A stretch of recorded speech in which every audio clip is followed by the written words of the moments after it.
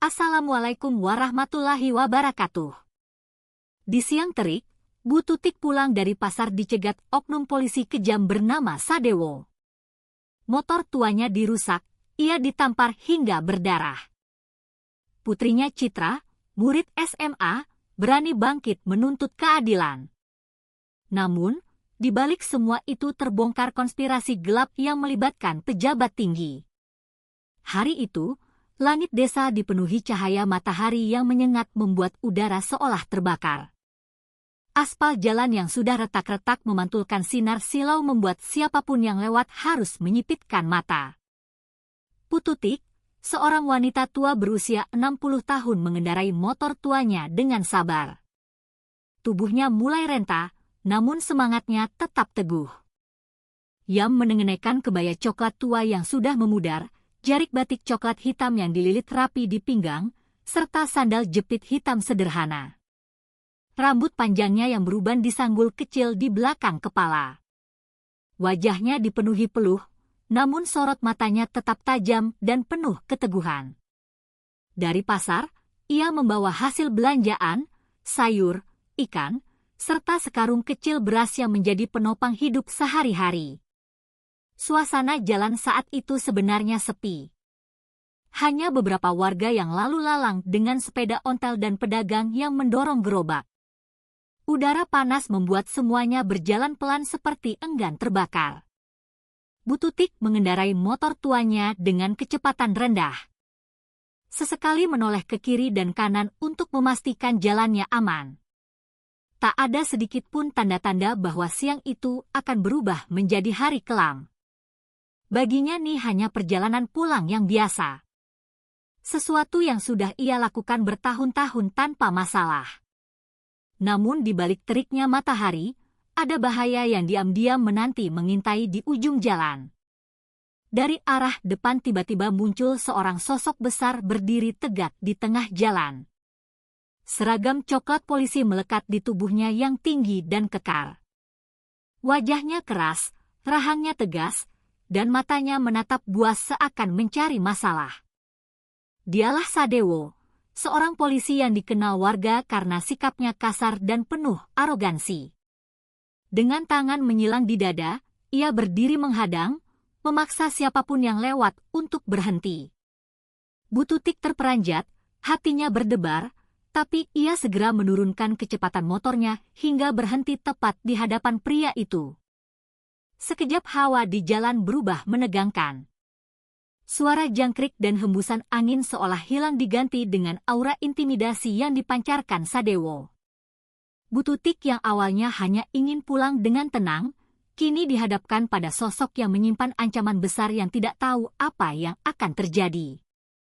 Tapi tatapan mata Sadewo yang garang sudah cukup membuatnya merasa ini bukan sekedar pemeriksaan biasa. Inilah awal dari mimpi buruk yang akan mengubah hidup Bu Tutik dan anak semata wayangnya. Citra Sadewo berdiri tegak di hadapan Bu Tutik. Tubuh besarnya menutupi cahaya matahari siang yang menyengat. Tangannya menyilang di dada, sikapnya arogan dan nada suaranya keras memecah keheningan jalan. Dengan sorot mata tajam penuh kecurigaan, ia menuntut Bu Tutik menyerahkan surat-surat kendaraannya. Nada suaranya bukan seperti seorang aparat yang melayani rakyat, melainkan seperti seorang penguasa jalanan yang bernafsu mencari kesalahan. Hawa tegang langsung terasa.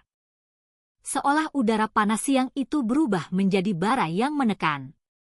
Dengan wajah lelah namun tetap tenang, Bu Tutik menurunkan standar motor tuanya, merogoh tas kecil di pundaknya, lalu menyerahkan dokumen yang diminta. STNK masih berlaku, SIM ada di genggaman dan bahkan pajak kendaraan barunya saja ia bayar bulan lalu. Semua lengkap, semua sah, semua sesuai aturan. Ia tahu dirinya tidak salah dan dengan keyakinan itu ia menatap Sadewo tanpa gentar. Dalam hati kecilnya, Bu Tutik berharap setelah ini ia akan dipersilakan melanjutkan perjalanan. Namun tatapan mata Sadewo menunjukkan sesuatu yang berbeda. Ada permainan kotor yang sudah ia siapkan. Sadewo memeriksa dokumen-dokumen itu dengan lambat. seolah sengaja membuat Bu Tutik gelisah. Ia membalik-balik kertas. Pura-pura membaca dengan seksama lalu mendengus panjang. Wajahnya tetap garang seakan ada sesuatu yang salah. Hingga akhirnya ia menutup semua dokumen dengan kasar dan mengembalikannya. Dengan nada penuh tuduhan yang menuding helm yang dipakai Bu Tutik. Katanya helm itu tidak standar, tidak layak dipakai, dan bisa dianggap pelanggaran lalu lintas. Padahal helm itu jelas masih kuat, sederhana memang, tapi tetap memenuhi fungsi melindungi kepala.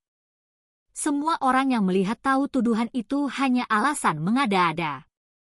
Di titik itu, Bu Tutik mulai sadar bahwa ia sedang berhadapan bukan dengan penegak hukum yang adil, melainkan dengan seorang oknum yang mencari keuntungan.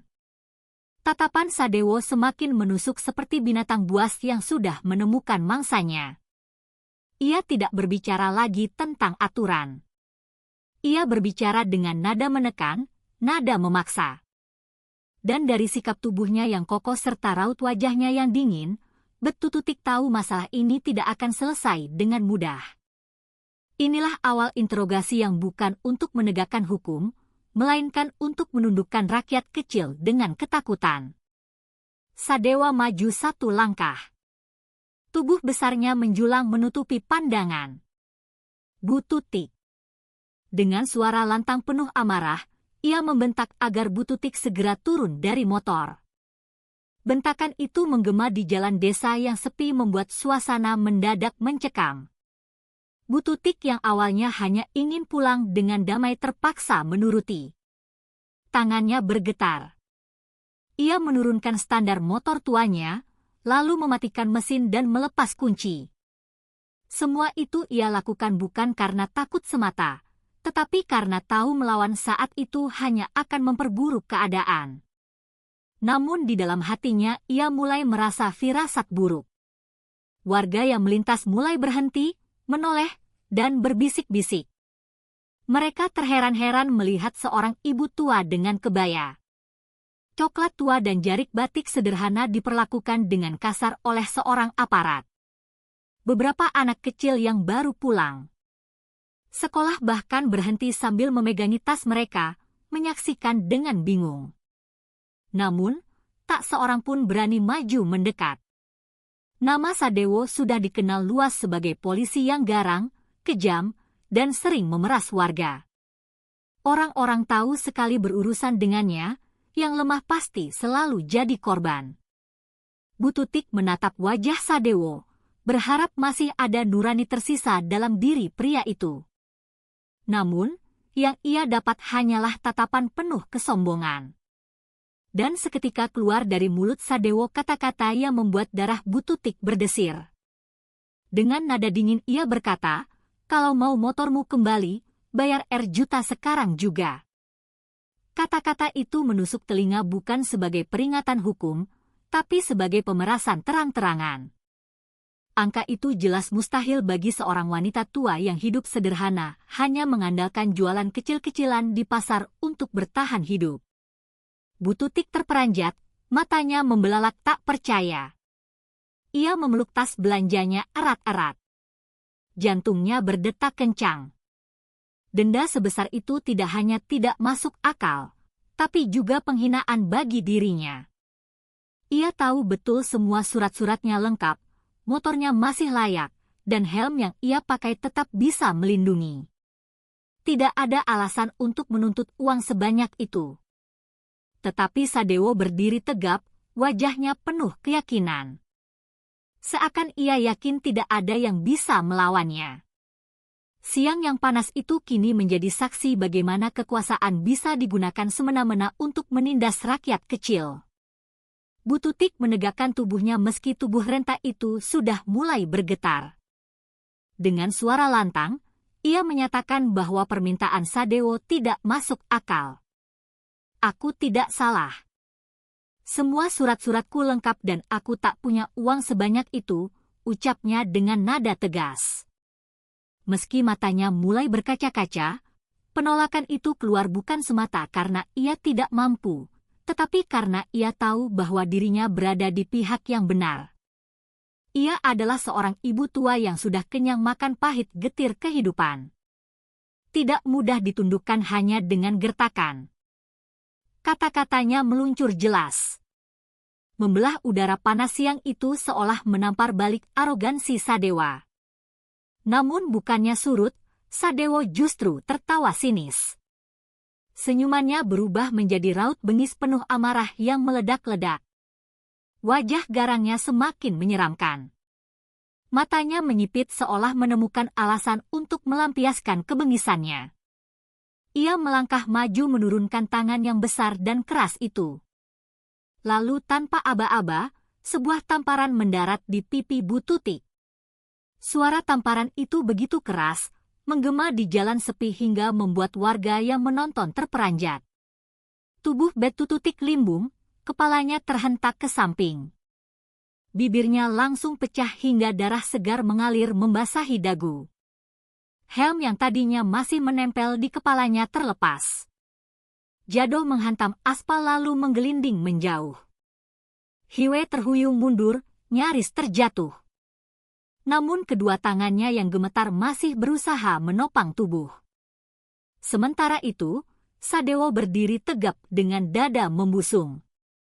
Menatap puas seolah tindakannya itu hanyalah sebuah pelajaran kecil bagi seorang rakyat jelata yang berani membangkang. Warga yang menyaksikan mulai berbisik-bisik. Beberapa menutup mulut karena tak sanggup melihat kekerasan itu dilakukan kepada seorang perempuan tua yang lemah. Namun, tidak ada satupun yang berani mendekat. Ketakutan akan reputasi Sadewo membuat kaki mereka terpaku di tempat. Sedangkan Bu Tutik, meski darah mengalir di bibirnya menatap balik dengan mata penuh perlawanan. Ia mungkin jatuh secara fisik, namun tekad dalam dirinya tetap berdiri. Di siang yang terik itu sebuah perlawanan kecil dari rakyat jelata lahir dan itu membuat Sadewo semakin merasa harus menegakkan kekuasaan dengan kekerasan yang lebih brutal. Sadewo yang sudah terbakar emosi tampak tidak puas hanya dengan melukai tubuh seorang ibu tua. Dengan langkah kasar, ia menghampiri motor tua Bu Tutik, kendaraan yang sudah menjadi saksi perjuangannya bertahun-tahun. Tanpa ragu, kakinya yang bersepatu bat hitam menghantam bagian samping motor itu. Suara dentuman keras terdengar membuat motor roboh menghantam aspal. Namun, Sadewo tidak berhenti di situ. Dia terus menendang, menginjak-injak badi motor dengan brutal, seolah ingin melampiaskan seluruh amarahnya kepada benda yang tak bersalah itu. Setiap injakan membuat suara retakan bergema, spion patah, lampu depan pecah, dan jok yang lusuh kini terkoyak tanpa ampun.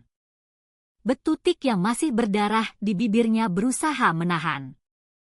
Dengan langkah goyah, ia memegangi tubuh Sadewo dari belakang, mencoba menghentikan tindakan biadab itu. Suaranya lirih tapi penuh doa, memohon agar Sadewo berhenti. Namun, tangan renta itu sama sekali tidak mampu menghentikan sosok berbadan besar dan kekar itu.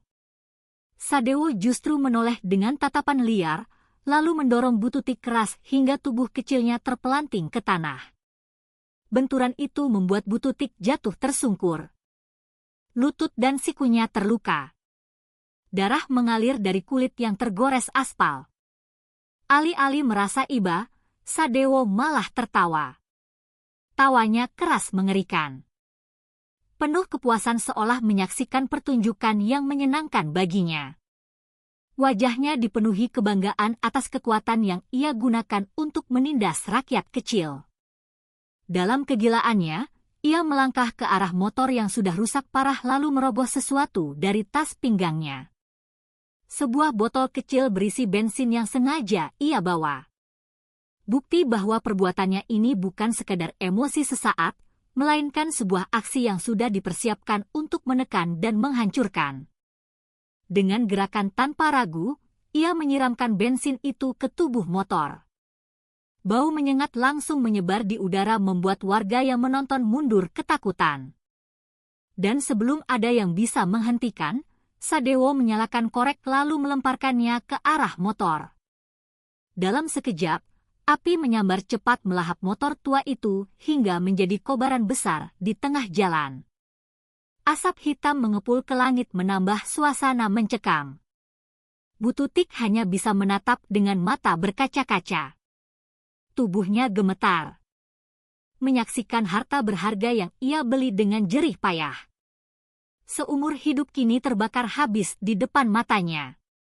Asap hitam dari motor yang terbakar menjulang tinggi ke langit. Menandai tragedi yang baru saja terjadi di tengah jalan desa, bau bensin yang terbakar bercampur dengan hawa terik siang itu menyesakkan dada siapapun yang berada di sekitar lokasi. Dari berbagai arah warga mulai berdatangan. Ada yang berlari, ada pula yang hanya berjalan ragu terpikat oleh suara tawa Sadewa yang mengerikan. Mereka melihat dengan mata kepala sendiri bagaimana motor tua.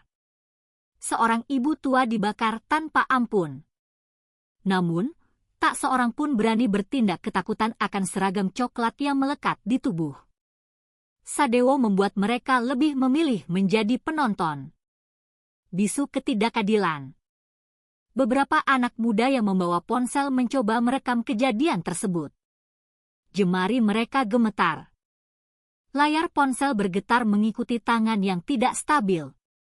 Mereka tahu rekaman itu berharga sebagai bukti, tapi sekaligus menjadi ancaman bagi keselamatan diri mereka sendiri. Sementara itu, sebagian warga lainnya hanya terpaku, terdiam, dan saling berbisik. Mata mereka menyiratkan rasa kasihan kepada Bututik, tapi bibir mereka terkunci oleh rasa takut. Sadewo dikenal garang, brutal, dan tak segan menyakiti siapa saja yang melawan. Semua orang tahu sekali menentangnya hidup bisa hancur dalam sekejap. Di tengah kerumunan itu, sosok Sadewo berdiri tegak dengan dada membusung. Ia seakan menikmati pertunjukan api yang melahap motor tua itu. Cahaya kobaran api memantul di wajahnya yang keras menambah kesan menyeramkan. Tatapan matanya berkeliling menantang siapapun yang berani maju. Senyumnya lebar, tawanya keras. Seolah-olah ia sedang memenangkan sebuah pertempuran. Di hadapan rakyat kecil, Sadewo memperlihatkan kekuasaan yang ia genggam. Menunjukkan bahwa tak seorang pun bisa menyentuhnya. Sementara itu, di sisi lain, Bututik terbaring lemah di tanah. Wajahnya berlumuran darah. Tubuhnya penuh memar akibat tamparan dan tendangan sebelumnya. Dengan sisa tenaga, ia mencoba bangkit, namun lututnya bergetar hebat. Air matanya bercucuran bercampur dengan darah yang menetes dari bibirnya. Ia menatap motor yang kini tinggal puing terbakar dan tangisnya pecah tak tertahankan. Suara tangisan itu begitu memilukan, menusuk hati siapapun yang mendengar. Namun di hadapan tawa Sadewo dan diamnya warga, tangisan itu terdengar seakan tak berarti hanyalah jeritan sunyi dari seorang rakyat kecil yang diinjak-injak oleh kekuasaan. Di rumah yang sederhana, suasana awalnya tenang. Citra baru saja pulang sekolah, masih mengenakan seragam putih abu-abu. Rambut panjangnya dikuncir ke belakang dan tas ransel hitam masih tergeletak di kursi. Namun ketenangan itu hancur seketika-ketika. Seorang tetangga datang dengan wajah panik. Napas terengah-engah membawa kabar yang mengguncangkan. Dengan suara terbata, tetangga itu menyampaikan bahwa ibunya Bututik baru saja diperlakukan dengan kejam di jalan, ditampar, ditendang, dan motornya dibakar oleh seorang polisi. Mendengar itu, tubuh Citra seolah kaku. Darahnya mendidih, matanya membelalak tak percaya. Tanpa pikir panjang, Citra langsung berlari keluar rumah. Meninggalkan segala yang ia bawa. Ia tak peduli panas terik siang. Ia hanya tahu satu hal. Ia harus menemukan ibunya. Kakinya melangkah cepat, napasnya tersengal. Tapi tekadnya lebih kuat daripada rasa lelah. Di benaknya, ia tak henti-hentinya membayangkan wajah ibunya yang penuh luka. Tubuh rentama ini ia jaga dengan kasih sayang kini harus menanggung kekejaman yang tak masuk akal. Jalanan yang ia lalui terasa begitu panjang. Seakan waktu melambat hanya untuk menyiksa perasaan hatinya yang gelisah. Sesampainya di rumah sakit, Citra langsung menuju ruang perawatan dengan dada bergemuruh. Di sana pemandangan memilukan menyambutnya. Ibunya terbaring lemah di ranjang. Wajahnya penuh memar, bibirnya pecah, dan darah masih mengering di pelipis. Kebaya coklat tua yang dikenakan ibunya pun sudah ternoda kotoran dan bercak darah. Melihat itu, Citra tak mampu menahan air matanya. Ia segera menghampiri menggenggam tangan ibunya yang dingin seakan ingin memberi kekuatan. Ibu suaranya lirih tapi bergetar penuh kepedihan. Dengan napas yang berat dan suara terbata-bata, Bu Tutik menceritakan seluruh kejadian yang menimpa dirinya. Kata demi kata keluar pelan namun jelas. Menggambarkan betapa bengisnya perlakuan Sadewo di tengah jalan, ia menceritakan bagaimana dirinya ditampar, ditendang hingga motornya dibakar tanpa alasan yang masuk akal. Setiap kalimat itu menancap dalam-dalam di hati Citra menyalakan api amarah yang tak bisa dipadamkan. Dari wajah polos seorang siswi SMA, kini terpancar tatapan berbeda. Tatapan seorang anak yang siap melawan yang tak akan tinggal diam melihat ibunya diinjak-injak harga dirinya. Air mata jatuh membasahi pipi Citra. Namun di balik kesedihan itu, ada api amarah yang membara. Hatinya bergejolak seakan ada bara yang membakar dada. Seorang gadis SMA yang polos berubah menjadi api perlawanan. Ia menggenggam erat tangan ibunya lalu berjanji dalam hati bahwa ia tidak akan tinggal diam. Perlakuan biadab Sadewa bukan hanya penghinaan terhadap ibunya, tetapi juga penghinaan terhadap rakyat kecil. Citra bersumpah akan mencari keadilan meski harus berhadapan langsung dengan kekuasaan yang arogan. Tanpa menunggu lama, ia bangkit dari sisi ranjang ibunya.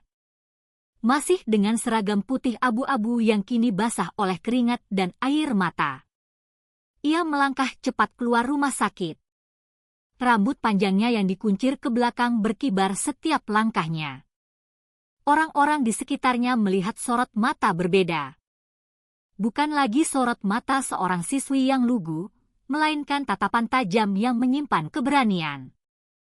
Sepasang kaki kecil itu membawanya menuju kantor polisi, tempat di mana Sadewo seharusnya bertanggung jawab atas perbuatannya.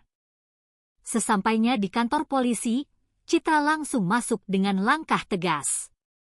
Suasana di dalam terasa sunyi dan menekan. Beberapa polisi yang melihatnya hanya saling pandang tanpa berani berkata apa-apa. Gadis muda itu menatap sekeliling mencari sosok yang ia benci Sadewo. Namun ia tidak menemukannya. Kecewa bercampur amarah membuat wajahnya memerah, napasnya memburu. Saat emosinya hampir meledak, seorang pria berbadan gendut dengan seragam lengkap keluar dari ruangannya. Dialah kepala polisi, Pak Sigit. Dengan nada halus namun penuh wibawa, ia memanggil Citra untuk duduk dan menenangkannya di ruangannya yang dingin. Pak Sigit mendengarkan setiap kata yang keluar dari mulut Citra. Ia mendengar bagaimana Bu Tutik diperlakukan secara kejam. Bagaimana Sadewo menindas tanpa alasan hingga bagaimana motor tua itu dibakar di tengah jalan. Pak Sigit mengangguk-angguk seakan peduli. Lalu dengan suara tenang ia berjanji akan menanggung semua biaya rumah sakit. Kata-kata itu terdengar meyakinkan. Namun di balik ketenangan itu ada sesuatu yang terasa janggal. Citra menatap Pak Sigit dengan curiga. Merasa ada kepalsuan terselubung di balik janjinya. Meskipun begitu, ia memilih diam sejenak. Karena dalam hatinya ia tahu perjuangan yang sebenarnya baru saja dimulai. Baru saja Citra melangkahkan kaki keluar dari kantor polisi. Udara panas siang hari menyambutnya kembali. Namun sebelum sempat ia mengatur napas, tiba-tiba terdengar derap langkah cepat dari belakang. Dalam sekejap sebuah tendangan keras menghantam punggungnya, tubuh Citra terlempar ke depan, jatuh menghantam lantai keras. Suara benturan itu membuat beberapa warga yang berada di sekitar kantor polisi terperanjat. Tanpa memberi kesempatan untuk bangkit, Sadewo dengan tubuh besar dan wajah bengis sudah berdiri di atasnya menatap dengan mata liar penuh kebencian. Dengan kasar, Sadewo menjambak rambut Citra dan menyeretnya keluar kantor seolah menyeret seekor hewan tak berdaya. Seragam putih abu-abu yang dikenakan Citra terseret di lantai berdebu membuat lututnya lecet dan berdarah. Tangisan tertahan keluar dari bibirnya bukan karena takut tapi karena amarah yang makin mendidih. Di hadapan halayak ramai Sadewo mengayunkan tinjunya berkali-kali ke wajah Citra. Pukulan demi pukulan mendarat meninggalkan memar di wajah remaja itu. Setiap pukulan menjadi simbol betapa brutalnya serangkang aparat yang seharusnya melindungi namun justru menindas. Kerumunan warga semakin banyak namun tidak satu pun berani maju untuk menghentikan. Mereka hanya berdiri terpaku. Sebagian menutup mulut dengan kedua tangan. Sebagian lagi menunduk. Tak kuasa menyaksikan kebiadaban itu. Beberapa ada yang merekam diam-diam tapi dengan hati yang gemetar karena takut jika ketahuan. Suasana berubah menjadi mencekam seakan udara pun ikut menahan napas. Semua orang tahu yang mereka saksikan adalah bentuk kekerasan yang sudah di luar batas kemanusiaan. Namun rasa takut terhadap seragam coklat itu membungkam keberanian mereka. Di tengah aksinya yang brutal, Sadewo berhenti sejenak lalu berteriak lantang. Suaranya menggema hingga keluar pagar kantor polisi. Siapapun yang melawan, inilah akibatnya. Teriakan itu bagai cambuk yang menghantam hati warga. Pesan itu jelas. Siapapun yang berani menentangnya akan bernasib sama seperti Citra. Ia berdiri tegak, penuh kebanggaan. Seolah kekerasan yang ia lakukan adalah bentuk kekuasaan mutlak yang tak bisa diganggu-gugat. Sementara Citra dengan wajah lebam dan tubuh penuh luka menatap balik dengan mata menyala. Mata seorang korban yang menolak tunduk. Rasa sakit ini hanya akan menjadi bahan bakar untuk perlawanan yang lebih besar. Tubuh Citra terkulai di tanah, wajahnya penuh lebam, bibirnya pecah, dan darah menetes dari sudut mulutnya. Namun di balik kepedihan itu, ada sesuatu yang mulai bangkit dalam dirinya. Api yang selama ini terpendam, api yang lahir dari ketidakadilan yang menimpa ibunya kini menyala dengan terang. Napasnya berat, tapi matanya menatap tajam ke arah Sadewo. Tatapan itu bukan lagi tatapan seorang gadis SMA yang lemah, melainkan sorot mata seorang pejuang yang menolak tunduk. Rasa sakit berubah menjadi bahan bakar, luka berubah menjadi kekuatan. Dengan perlahan namun pasti, Citra menekan kedua tangannya ke tanah dan mulai bangkit berdiri. Warga yang melihat terdiam sebagian bahkan menahan napas. Sadewo yang berdiri gagah di hadapannya sama sekali tidak menyangka gadis muda itu masih mampu bangun. Namun di balik tubuh ramping Citra yang tampak rapuh, ada kekuatan yang tak terlihat sebelumnya. Tangannya mengepal kuat, urat-urat menegang dan dalam sekejap ia mengayunkan pukulan lurus ke arah wajah Sadewo. Pukulan itu mendarat telak membuat tubuh besar Sadewo terhuyung ke belakang, terpelanting tak berdaya. Suara pukulan itu bergema keras membuat semua warga terkejut hingga bersorak spontan. Mereka yang tadinya hanya bisa diam, kini matanya berbinar menyaksikan sebuah keajaiban. Seorang siswi SMA berhasil melawan oknum polisi yang ditakuti banyak orang. Citra dengan tubuh ramping dan seragam putih abu-abu yang kini kotor dan berdebu berdiri gagah di tengah kerumunan. Di wajahnya ada luka, tapi juga ada senyum tipis penuh keyakinan. Ia bukan lagi sekadar korban. Ia adalah simbol perlawanan rakyat kecil. Sadewo yang baru saja terjatuh mencoba bangkit. Namun Citra tidak memberi kesempatan. Dengan kekuatan yang mengejutkan semua orang, ia meraih keras seragam coklat Sadewo, lalu mengangkat tubuh besar itu dengan mudah. Seakan beratnya tidak ada arti. Warga yang melihat menahan napas tak percaya bahwa seorang gadis remaja bisa mengangkat seorang pria dewasa bertubuh kekar dengan begitu enteng. Dalam momen itu, Citra menunjukkan bahwa keberanian dan keadilan mampu melahirkan kekuatan luar biasa. Sadewo yang biasanya menjadi penguasa jalan kini tergantung tak berdaya di tangan seorang anak SMA. Di tengah sorak terkejut warga yang berkerumun, Citra berdiri tegap sambil masih menggenggam keras Sadewo yang tergantung tak berdaya. Wajahnya penuh luka, darah menetes di dagu. Seragam putih abu-abu yang ia kenakan robek di beberapa bagian. Namun sorot matanya menyala dengan kekuatan yang tak bisa dipadamkan. Dengan napas memburu, ia menatap lurus ke arah kerumunan dan berteriak lantang. "Aku adalah korban. Tapi tidak selamanya korban harus kalah." Suaranya menggema menembus hati setiap orang yang mendengarnya. Kata-kata itu membuat semua warga yang tadinya diam mulai merasa ada getaran keberanian yang lahir dari dalam diri mereka. Ia melanjutkan dengan suara yang semakin keras penuh api perlawanan. "Rakyat kecil bisa menggulingkan kekuasaan yang zalim." Kalimat itu bukan sekadar teriakan, melainkan sumpah yang membakar semangat. Bagi warga, ucapan itu terdengar bagai gong besar yang membangunkan jiwa-jiwa yang selama ini ditindas. Mata mereka yang sebelumnya dipenuhi rasa takut kini mulai memancarkan keberanian. Mereka melihat langsung bagaimana seorang anak muda, seorang siswi SMA yang ramping mampu berdiri melawan aparat yang selama ini mereka takuti. Tanpa menunggu lama, Citra kemudian mengerahkan tenaganya. Dengan gerakan cepat dan bertenaga, ia membanting tubuh besar Sadewo ke arah pagar kantor polisi.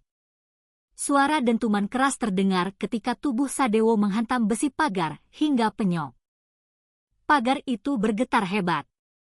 Beberapa bagian bahkan patah dan terlepas. Sadewo terkapar di tanah.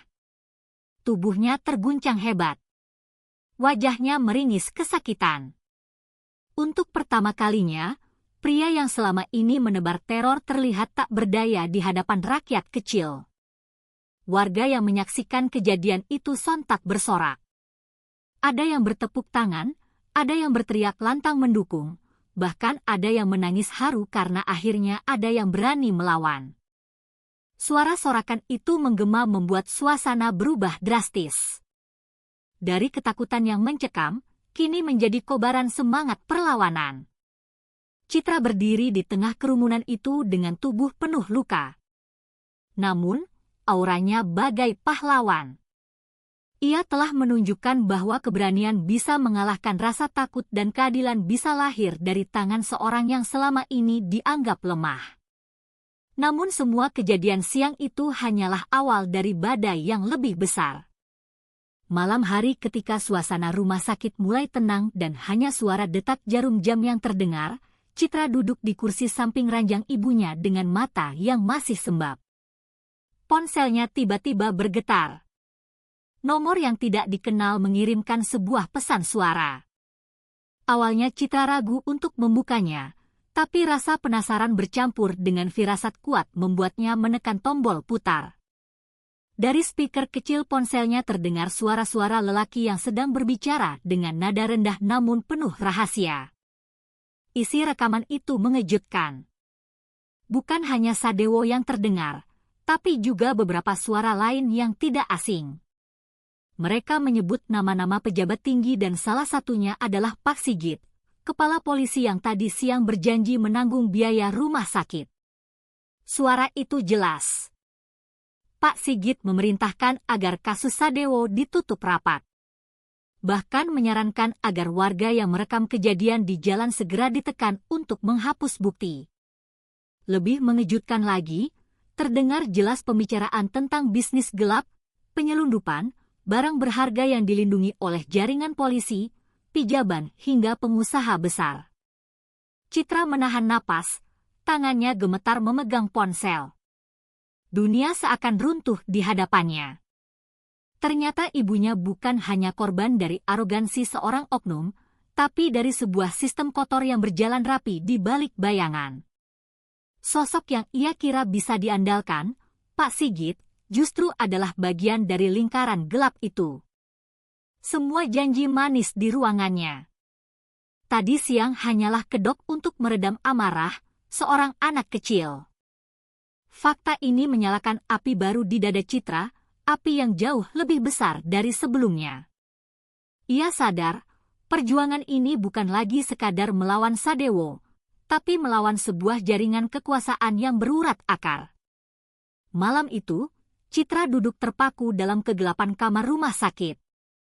Lampu redup menyoroti wajahnya yang penuh luka. Namun sorot matanya kian tajam. Ia memutar rekaman itu berulang-ulang memastikan setiap kata, setiap nama, setiap bukti. Menata hasil risiko besar yang menantinya jika informasi ini sampai ke tangan yang salah. Tapi ia juga sadar jika rekaman ini benar-benar disebarkan, akan ada badai besar yang mengguncang membuka tabir kebusukan yang selama ini menindas rakyat. Perjuangan Citra baru saja berubah dari seorang korban. Kini ia menjadi pemegang kunci rahasia yang bisa mengguncang para penguasa. Citra menatap layar ponselnya dengan wajah kaku. Rekaman suara yang ia dengarkan tadi malam kini terasa semakin masuk akal.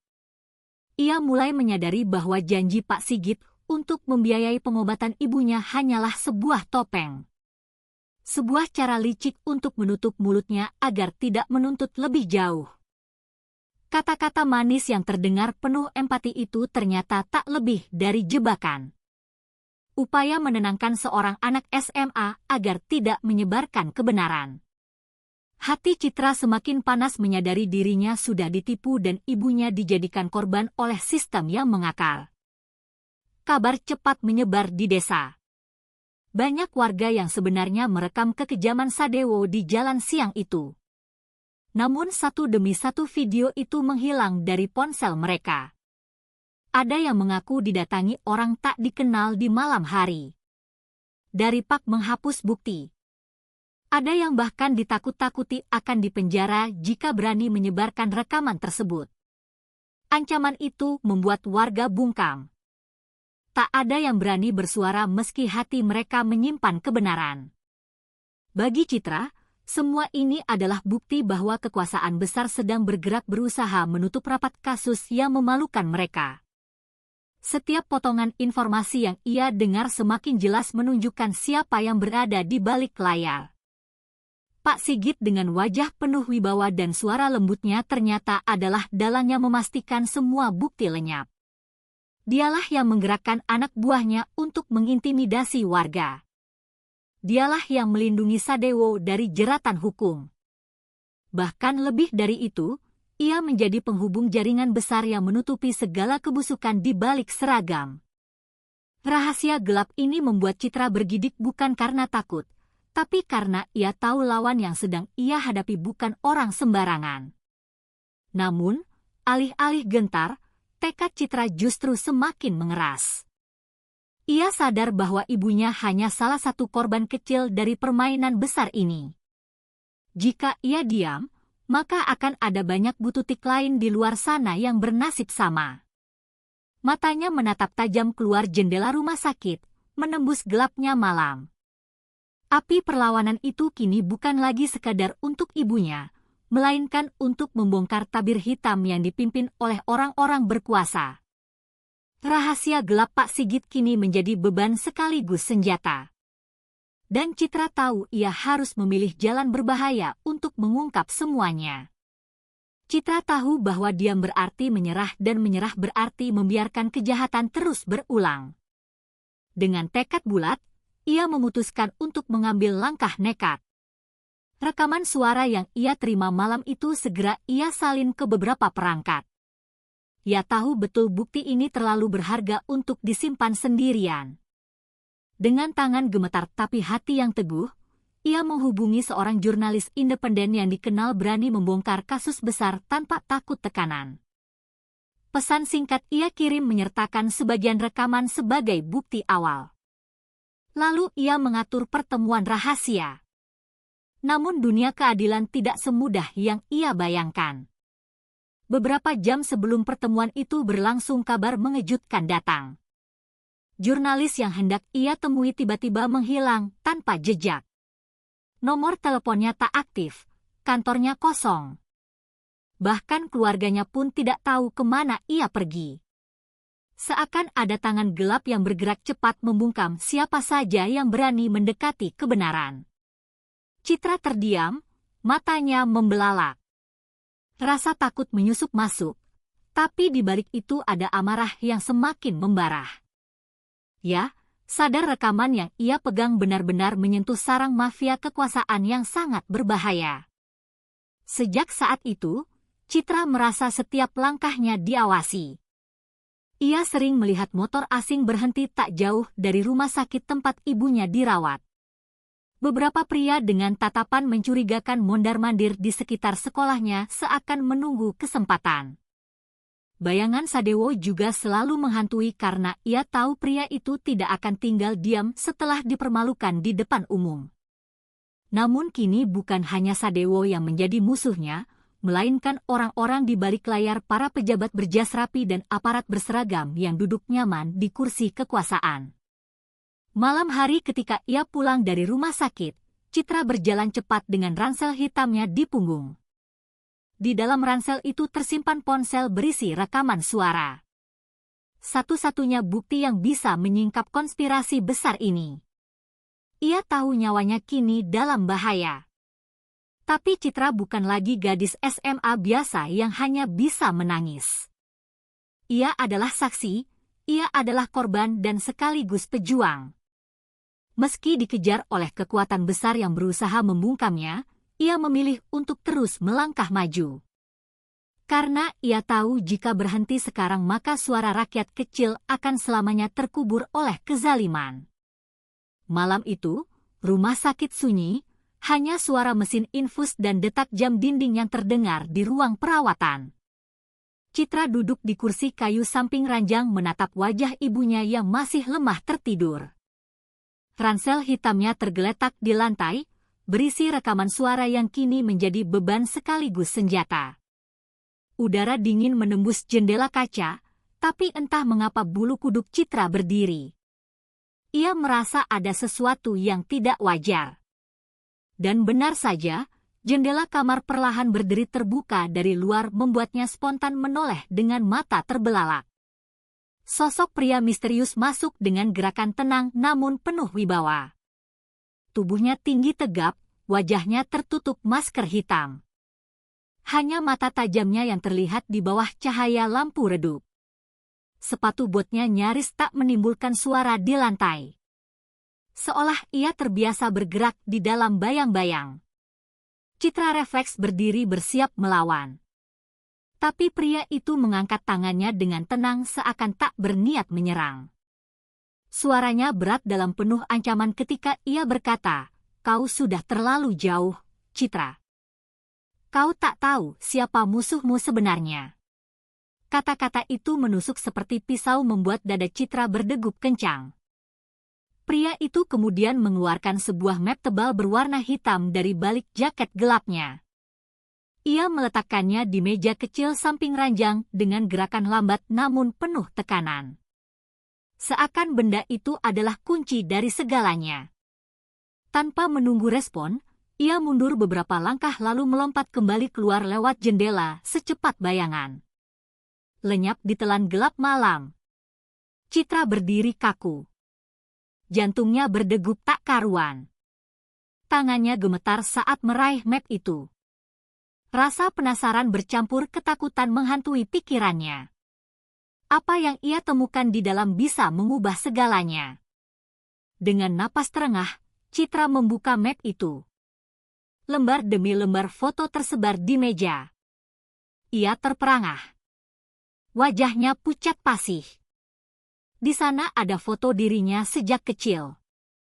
Dari masa ia masih duduk di bangku TK hingga remaja. Namun yang membuatnya hampir tak bisa bernapas adalah foto terakhir. Foto ayahnya yang selama ini ia kira sudah lama hilang. Berdiri bersama Sadewo dan Pak Sigit dalam sebuah pertemuan gelap. Gambar itu jelas, tidak mungkin salah. Ayahnya tersenyum, berjabat tangan dengan mereka.